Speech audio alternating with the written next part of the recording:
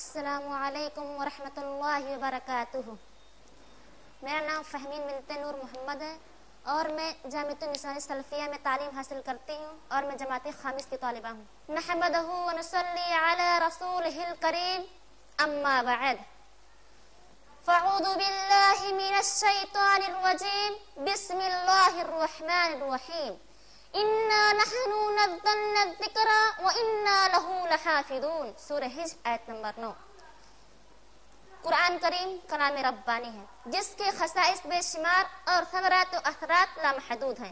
یہ وہ منفرد کتاب ہے جس کے خصائص بے شمار ہیں اور یہ کتاب تا قیامت تک باقی رہنے والی ہے۔ اس کی حفاظت کی ذمہ داری خود اللہ رب العزت نے لی ہے اور فرمایا انا نحن نزلنا الذکر وانا لہ لحافظون، یقیناً ہم نے ذکر قرآن کو نازل کیا ہے اور ہم ہی اس کی حفاظت کرنے والے ہیں۔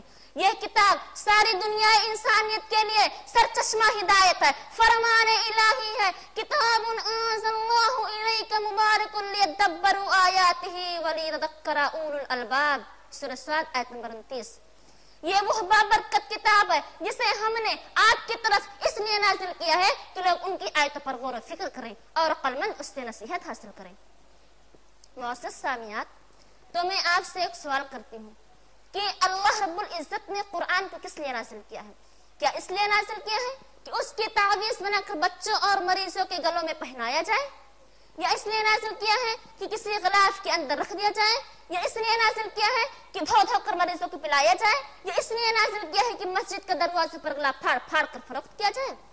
نہیں، ہرگز نہیں، بلکہ اللہ رب العزت نے قرآن کو اس لیے نازل کیا ہے کہ اس پر ایمان لایا جائے اور روزانہ اس کی تلاوت کی جائے اور اس پر عمل کیا جائے، جیسا کہ صحابہ کرام رضی اللہ تعالی عنہ اجمعین کا معمول تھا کہ جب وہ قرآن مجید کی تلاوت کرتے، جب تک اس کے معنی اور مفہوم کو سمجھ نہ لیتے آگے نہ بڑھتے اور نہ ہی اس پر عمل کرتے۔ حضرت ابن مسعود رضی اللہ تعالی عنہ فرماتے ہیں کہ ہم میں سے جو آدمی قرآن مجید کی تلاوت کرتا، جب تک اس کے معنی اور مفہوم کو سمجھ نہ لیتا آگے نہ بڑھتا اور نہ ہی اس پر عمل کرتا۔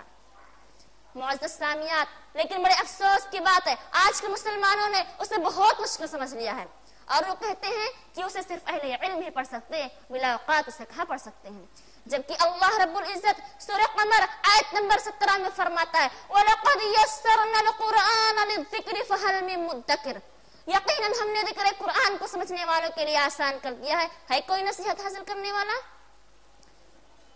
قرآن مجید کی تلاوت ہر مسلمان پر ضروری ہے۔ قرآن مجید کی تلاوت دل جمعی کے ساتھ اور معنی مفہوم کو سمجھتے ہوئے کرنی چاہیے، جیسا کہ حضرت ابو بکر صدیق رضی اللہ تعالی عنہ جب قرآن مجید کی جو اپنے گھر کے صحن یعنی آنگن میں قرآن مجید کی تلاوت کرتے تو کفار مشرکین کی عورتیں ان کے اطراف کھڑے ہو جاتے تھے۔ اسی طرح حضرت عقبہ بن عامر رضی اللہ تعالی عنہ جب قرآن مجید کی تلاوت کرتے تو صحابہ کرام رضی اللہ تعالی عنہ اجمعین اس قدر روتے کہ ان کی داڑھی آنسوں سے تر ہو جاتی تھی۔ لیکن افسوس آج اس کو سمجھنے کی بجائے برائے نام اس کی عزت و توقیر کی جاتی ہے، جیسے لوگ کہتے ہیں اس کے سامنے پیر نہ کرنا، پیٹ نہ کرنا، بلکہ اسے خوبصورت جسدانے میں سجا کر رکھنا، جبکہ قرآن تو عمل کرنے کے لیے نازل کیا گیا ہے۔ کسی شاعر نے کیا ہی خوب کہا، عمل جس کا ہو اس کلام مبی پر، عمل جس کا ہو اس کلام مبی پر، وہ سرسبز و شاداب ہوئے روئے زمیں پر۔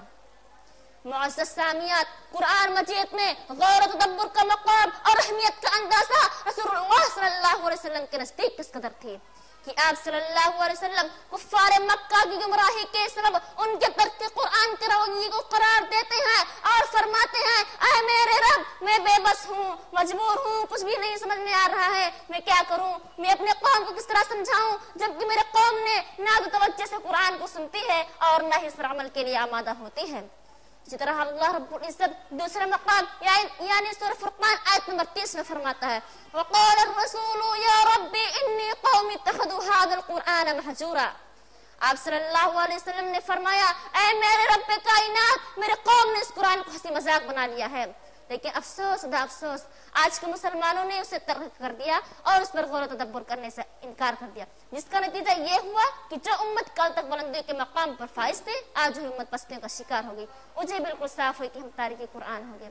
کسی شاعر نے کیا ہی خوب کہا وہ معزز تھے زمانے میں مسلمان ہو کر، وہ معزز تھے زمانے میں مسلمان ہو کر اور ہم خوار ہوئے تارک قرآن ہو کر. آخر میں اللہ رب العزت سے دعا ہے کہ اللہ تبارک و تعالی ہم تمام کو قرآن پڑھنے اور اس پر عمل کرنے کی توفیق عطا فرمائے. آمین ثم آمین. السلام علیکم ورحمۃ اللہ وبرکاتہ.